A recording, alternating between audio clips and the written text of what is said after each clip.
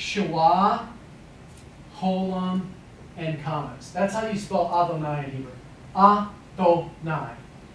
And so the scribes invented a system. They said, well, how in the world can we keep God's name in there, because Scripture is inspired, and communicate to the readers, don't say that, say something else. Here's the system they invented. They said, oh, we'll take the vowel points for the substitute and put them down here. So this comes down as a simple shawah, and then they bring this kametz down here. They don't leave the holem there because this is kind of a streamlined way of communicating. So what you see here in the Hebrew Bible is a combination of things. Okay? It is the inspired name of God, Yahweh, and then it is the vowel points of the substitute. So when a literate reader comes along, they see that these vowels don't go with those consonants, and they read Adonai. This system is called the Kathif Kareh, which means what is written has been inspired, but you read what the vowel points say.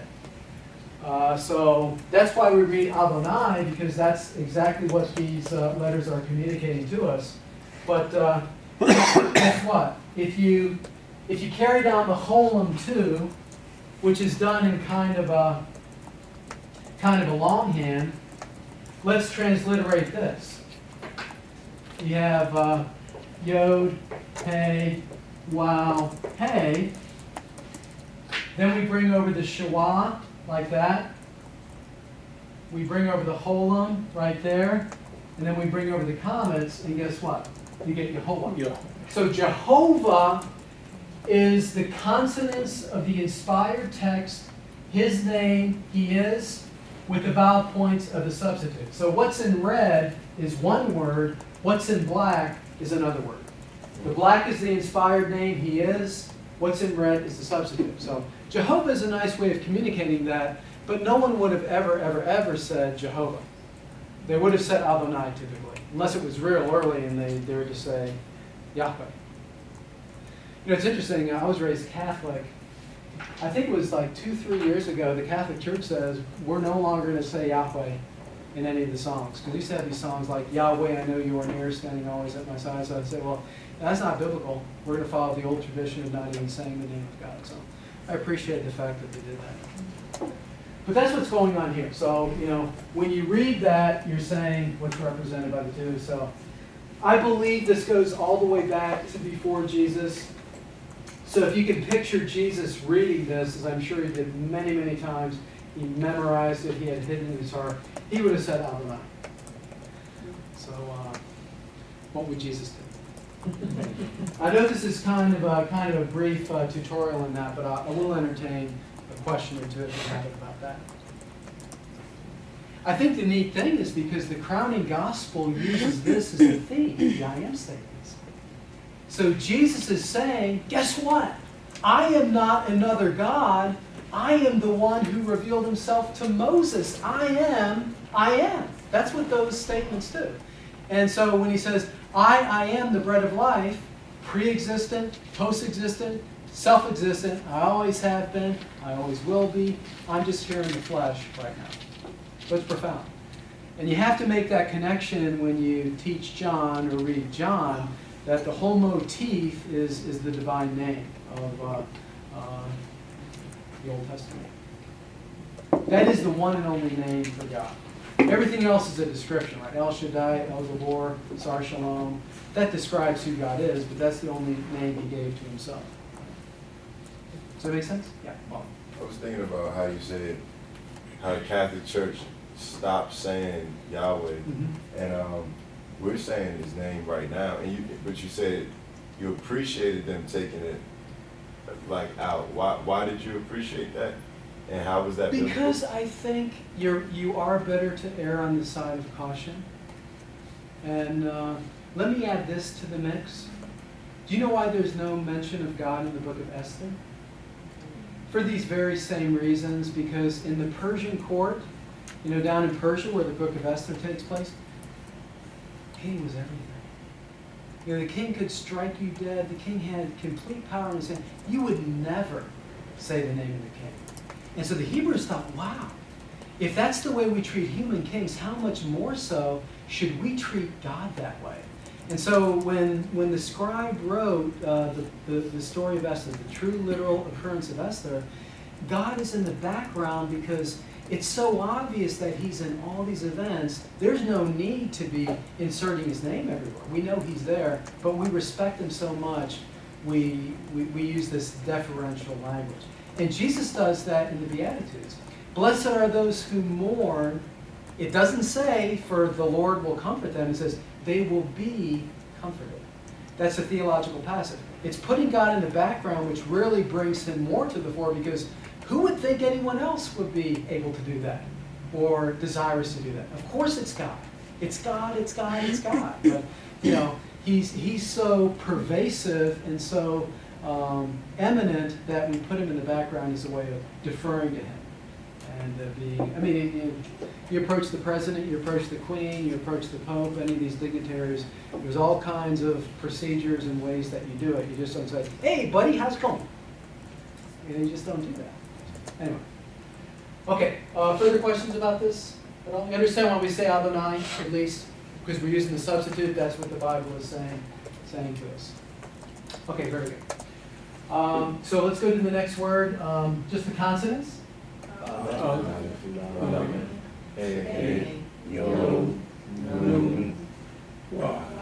Yeah, it's a wow, but when the dot is on the left, it becomes a vowel point. So excellent, you're getting this. Hopefully, if anyone is not getting it, they're at least listening to their classmates. So, Aleph, Lamed, Hey, Yod, Nun. Vowel point? It's a shawah, but we call this a compound shawah or composite shawah with this segol. We call it ketef. Ketef segol. So it's a shawah with a slight e color. Okay, this one, the only one written above the line? Chola.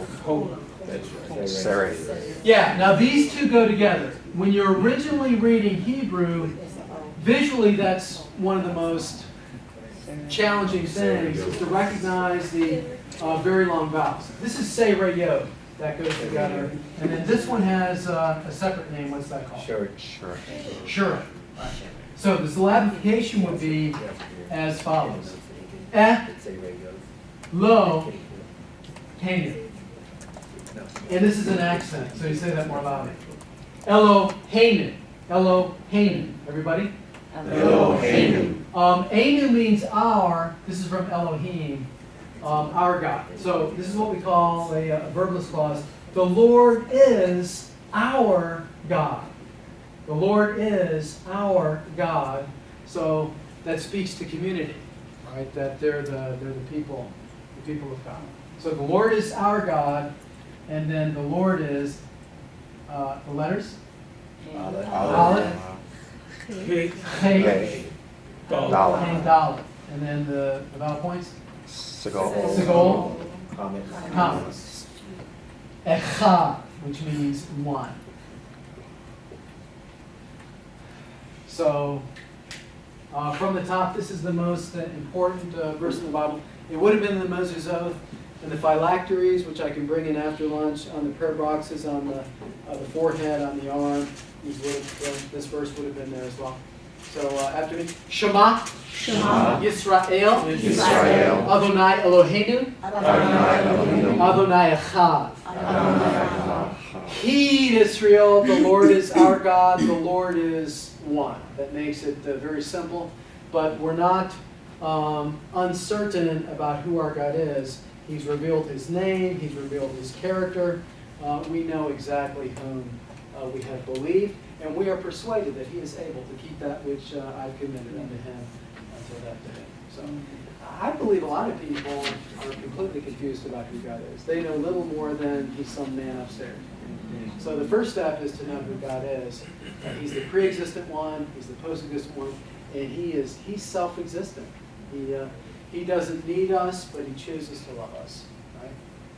Okay, now verse 5, and we'll dispense with all the pedanticity, but work on this. So because that is true, wa'ahavta. Very good. So this is your SUV, right? So that's a silent schwa. Wa'ahavta. And the accent is here. Wa'ahavta. Everybody? Wa'ahavta. And this is a second masculine singular. And you, individual, will love. Ahav. You hear a lot about the New Testament words for love, but what about, this 77% of God's revelation? What does that say about love? I mean, this is the word that's used. Ahav. The Dead Sea, we're going there this summer. Hopefully you can join us. We'll talk more about that later. The Dead Sea, Cleopatra went all the way to the Dead Sea because of the mineral richness of it. There's really something to that. There's properties and nutrients which are not found anywhere else in the world. But the best Dead Sea products are called ahava, which means love. Ahava, instead of products, I think that's best. But it means to love, to love. And you will love. Eighth, everybody? Eighth marks the definite direct object. It's an object marker. Okay, so you leave it untranslated. Sometimes it means with, but if there's a definite direct object after it, it could just be a marker. So you leave that untranslated, it's showing whom you will love. And you will love Adonai. Eloheka. Eloheka, the Lord your God. So notice up here it says our God, but here it says your God. That's two M's. And you, individual, shall love Adonai, your God. So because he's the pre-existent one, the post-existent one, and self-existent one, how must we respond? If he made us, if he's sustaining us, if he is this transcendent God, we must love him. We must love him. Everything that is beautiful, everything that is noble or praiseworthy, he's responsible for. Right? If anything is lovely, Philippians 4:8, right? Think about these things. Okay, very good. So how are we to love him? Now, I'm going to bring out some things about these words that you may have never heard, but it would seem like if you were teaching the basics of our faith, you would start here, right? We have one God. His name is Yahweh. And here is to be our response. We're to love him. But how? The meaning is found in word number 1, word number 2, and word number 3. Well, what do these words mean? And here's where you lose a lot in translation. Heart, soul, strength, mind, soul, strength, whatever it is. These words have a much broader and deeper, more profound range than that. That's really what I want to talk about in the few minutes we have left on this part of the product. But I would teach on this. I'd really take it to heart because people need to hear this. I can honestly say I've never heard a message on this. You see very little written on it. And I'm thinking, what in the heck are we doing? Sorry to use the word heck, but I'm kind of emotional about it. But, I know I'm supposed to be nice to people. I know I'm supposed to evangelize, and that is paramount. But what is my response to God to be? If that's not there, what does all this other stuff matter, right? So it starts with our relationship with God. Okay, so let's read it, and then we'll come back after the break and talk about the meaning. Now, this is a Kametz Hatuf. That's a short up. We'll talk more about that later, but it's from kol. The word kol is spelled that way, with a colon. Colon shortens to short O. So it's not kol, it's kol.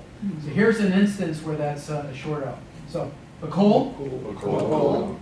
And this one is fun to say. Levaveka.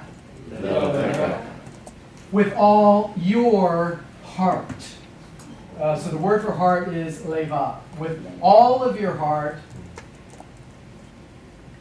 Uvakol.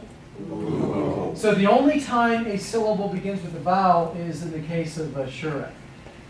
So the conjunction wa takes on the form u before the letters beith, mem, and pe. We call these bilabials. When you pronounce them, your lips come together. Ba, ma, fa. So that's a beif. Instead of wa, it's u. That spells bump. Before a bump, there is a sure wreck, right? Like as in a car accident, as a minibus. Before a bump, there is a sure wreck. So, uva kol. Everybody? Uva kol. Now here's our SUV. So it's nafshika, uva kol. And this word is the climactic one, right? The last one in the Shema. Me'odhaka. Okay, so let's read BIB5 again. Well, let's start from the beginning, after me. So this is, if you're going to memorize some Hebrew, which I would say, is a good way of hiding it in your heart, this would be the best and easiest one to start with, would be just verse 4. Shema Yisrael. Shema Yisrael. Adonai Eloheinu. Adonai Echad. Listen, Israel. Yahweh is our God. Yahweh is one.